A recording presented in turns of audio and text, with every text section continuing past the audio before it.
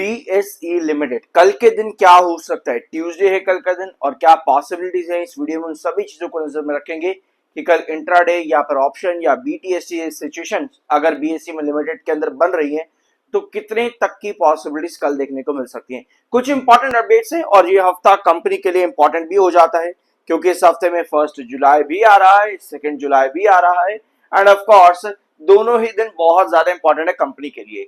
आज के दिन ओपनिंग अच्छी थी, 3878 के पास स्टॉक ओपन होता है, हाई लगता है 3971 का, लगभग आप कह सकते हो यहां से 93 रुपए के आसपास स्टॉक ऊपर जाता है ओपनिंग के अंदर ही, लेकिन ज्यादा सस्टेन नहीं कर पाता और आज के दिन का लो है 3850 रुपीज का BSE लिमिटेड में।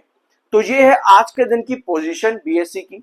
अब मार्केट बहुत ज्यादा वॉलेटाइल था, आपके दिमाग में एक चीज जरूर रहेगी कि भाई मार्केट गिरा इस वजह से BSE पर भी गिरावट आ गई, लेकिन इंपॉर्टेंट पॉइंट ये है कि BSE लिमिटेड लगातार रिजेक्शन दे रहा है आपके हायर लेवल पर, यानी कि 4050 पर, जिसके बाद में 1350 की रेंज पर एक बार फिर से BSE लिमिटेड आज आ चुका है।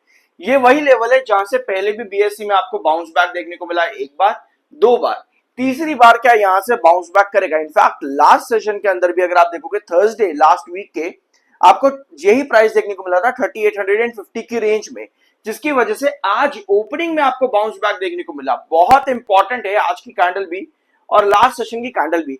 कॉन्जिक्यूटिवली आपके पास सेलर यहां पर लगातार बने हुए हैं, स्पेशली 4050 के प्राइस से आज ऊपर की टेल प्रॉपर सेलर को क्या इंडिकेट कर रही है। एक चीज आपको और नजर आएगी कि आपका स्टॉक डेली बेसिस पर ऊपर की तरफ तो जा रहा है, लेकिन दिन के आखिर में भाई पूरी तरह से यहां पर गिर जाता है अराउंड 30 नहीं, यहाँ पे इसको देखते हैं एक बार, और ये वाला आपका रहेगा प्राइस यहां पर 7 EM में आपका, ठीक है, जो कि आज के दिन बना है 3928 पे। तो अगर हम आज के दिन की कैंडल देख रहे हैं, इसमें पूरी डिटेल ऊपर की सेल की है। ये कैंडल आपकी स्टॉप कैंडल भी बन सकती है, लेकिन स्टॉप कैंडल में आपको मालूम है कि आपके पास ओपनिंग जो है वो ऊपर की तरफ होनी चाहिए। जैसे कि आपकी अगर ओपनिंग कल के सेशन में होती है 3865 के आसपास, अगर ये ओपनिंग होती है और पहले आवर में आपकी कैंडल सस्टेन कर जाए कुछ इस तरीके से, देन आप कल के सेशन के लिए एंटिसिपेट कर सकते हो 3928 का प्राइस। क्या रीजन इसके पीछे है? क्योंकि भाई एक तो हम इसको अगर स्टॉप कैंडल कंसीडर करें आज के दिन के अंदर, क्योंकि स्टॉप कैंडल क्या होती है, फॉल आता है, लगातार फॉल बनते हुए में ऊपर की टेल लंबी होती है, उसको स्टॉप करती है फॉल को। तो उसमें अगले सेशन के अंदर आपके पास एक गैप ऑफ ओपनिंग होनी जरूरी है, जिसके लिए 3865 एक इंपॉर्टेंट प्राइस है। तो अगर पहला आवर आपका जो है 3865 पर सस्टेन कर रहा है, तो आप एंटिसिपेट कर सकते हो कि आपके पास 3928 का प्राइस देखने को मिले अगले आवर्स के अंदर। कुछ इस तरह की पोजीशन आपको वहां पर मिल सकती है। उसके लिए गैप ऑफ ओपनिंग चाहिए होगी, क्योंकि हमेशा स्टॉप कैंडल के अगले सेशन में गैप ऑफ ओपनिंग चाहिए होती है, तभी आप ट्रेड के लिए जाते हो। नहीं आती है गैप ऑफ ओपनिंग तो भैया दैट मींस कि आपको यहां पर एक फॉल मिलने वाला है। तो ऐसी कंडीशन पर गैप ऑफ ओपनिंग अगर नहीं आ रही है 3865 के आसपास, दैट मींस कि आप 3850 कल के दिन तोड़ दोगे, जो कि इसके साइडवेज कंसोलिडेशन का एक ब्रेकडाउन बन जाता है। तो ये है पॉसिबिलिटी डेली टाइम फ्रेम पर BSE लिमिटेड के कल के सेशन के लिए। अपार्ट फ्रॉम दिस, अगर आप 1 आवर टाइम फ्रेम पर देखोगे तो आपको यहां पर एक्चुअली में एक बुलिश इंगल्फिंग कैंडल जैसी पोजीशन नजर आएगी, जहां पर आपके पास एक प्राइस निकलता है 3884 रुपीज का, 3884 रुपीज का आपके पास प्राइस निकलता है। सो अगर हम यहाँ पर 1 आवर टाइम फ्रेम पर भी देखेंगे तो 3884 आपका 7 EM है, आज लगातार दिन के आखिर के 3 आवर तक रिजेक्शन का काम करके गए। तो 3884 अगर आप 1 आवर टाइम फ्रेम के अकॉर्डिंग यहां पर देख रहे हो चार्ट को, तो 3884 आपका एक बहुत क्रूशियल रिजेक्शन बना है। सो अगर हम 1 आवर टाइम फ्रेम पर आज के दिन देख रहे हैं तो आपको ऐसे में नजर आएगा कि आपके पास 3884 पर आपकी ओपनिंग बननी जरूरी है 1 आवर टाइम फ्रेम के अकॉर्डिंग, जिसके बाद में आप 3919 तक का प्राइस, जो कि लगभग बहुत करीब जाएगा 3928, क्योंकि यहां पर आपका 200 EMA भी है 1 आवर टाइम फ्रेम के अकॉर्डिंग। तो यहां पर आपके पास 3884 पर ओपनिंग होनी चाहिए और डेली टाइम फ्रेम पर 3865 के पास। अल्टीमेटली दोनों सिचुएशन पे, क्योंकि daily time frame 1 hour time frame पर बुलिश एंगल्फिंग है, डेली टाइम फ्रेम पर स्टॉप कैंडल है, दोनों सिचुएशन पर आपके पास गैप ऑफ ओपनिंग बहुत ज्यादा जरूरी होती है। आई होप ये पॉइंट आपको समझ में आया होगा कि अल्टीमेट गोल जो है वो गैप अप ओपनिंग के अंदर होना चाहिए। कैंडल का फॉर्मेशन पर ध्यान देना पहले 1 आवर की, बहुत इंपॉर्टेंट है। सो सब्सक्राइब कर देना अगर अभी तक नहीं किया है। I am NISM certified. अब आते हैं आपके अगले पॉइंट के ऊपर, ठीक है। सो कंपनी ने एक अपडेट दिया आज के दिन 29 जून, आज के ही दिन है। कंपनी ने क्या बताया है, BSE will directly license market data products to international client. अब BSE लिमिटेड अपने इंटरनेशनल क्लाइंट्स का डाटा जो है, मार्केट डाटा, वो डायरेक्टली पहुंचाएगा अपने इंटरनेशनल क्लाइंट्स को। इसका क्या मतलब हुआ, 1 जनवरी 2027 से, ठीक है, अभी ये नहीं होने वाला है।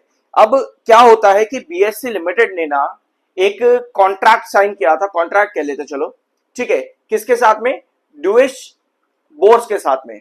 वैसे मैंने इसका पूरा प्रोनाउंसिएशन याद करने के लिए मैंने डिक्शनरी खोली थी कि इसको किस तरीके से प्रोनाउंस किया जाएगा।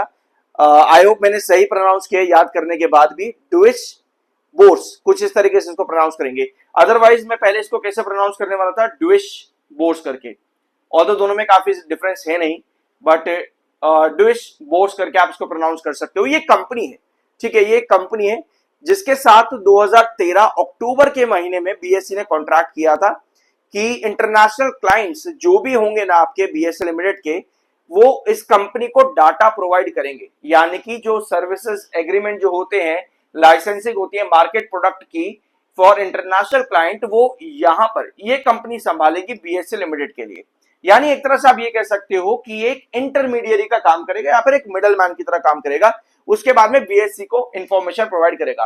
Under this agreement Deutsche Borse was responsible for sales and marketing of all BSE market data products to customers outside of India, while BSE serves all the domestic client directly. BSE Limited सिर्फ और सिर्फ domestic client को ही directly market products बेचता था, whereas डुइश bourse BSE limited के international clients के लिए वो काम करता था। तो 2027 1 जनवरी से BSE लिमिटेड इस इंटरमीडियरी को यहां पर हटाएगा और डायरेक्टली ही इंटरनेशनल क्लाइंट्स भी अपने जो है बाय प्रोडक्ट्स के लिए रखेगा, यूज करेगा उसको, ठीक है। और इसके बेनिफिट्स क्या होंगे, ऑफ कोर्स सबसे पहला बेनिफिट आपके दिमाग में जरूर यही आएगा कि कंपनी को जो है रेवेन्यू बेनिफिट यहां पर मिलेगा, ठीक है। जो भी मिडल मैन की तरह डुइश बोर्स जो यहां पर कंपनी का कह सकते हो पार्ट ऑफ और परसेंटेज ऑफ लाइसेंसिंग फीस खाता था, अब वो डायरेक्टली BSE लिमिटेड को मिलेगा। This means much larger share of the sales revenue becomes direct profit for BSE limited. तो ये एक बेनिफिट यहां पर हुआ है BSE के लिए। इसके अलावा BSE will now negotiate directly अपने इंटरनेशनल क्लाइंट्स के साथ में नेगोशिएट भी कर पाएगा BSE लिमिटेड। तो ये कुछ बेनिफिट्स मिलेंगे 1 जनवरी 2027 से। टेक्निकली 40.9 पर आपका MFI है, 44 पर आपका RSI है। सो इस वीडियो में कुछ नया जानने को मिला हो, सब्सक्राइब जरूर करके जाना। और आज के दिन और इस वीकेंड में मैंने आपके साथ बहुत अलग अलग टॉपिक्स डिस्कस किए हैं, प्लीज जाकर के जरूर देखा करो। कई बार क्या होता है ना, आपकी किसी न किसी टॉपिक को लेकर के कमेंट पे रिक्वेस्ट होती है, मैं बना भी देता हूं और फिर आप देखते नहीं, और फिर कमेंट पे कमेंट करते रहते हो कि भाई बनाया नहीं बनाया नहीं बनाया नहीं बनाया नहीं, और कमेंट का रिप्लाई भी नहीं देखते। तो प्लीज देख भी लिया करो, कमेंट का रिप्लाई भी देखा करो और वीडियो भी जरूर देखा करो। मिलता अगले वीडियो में।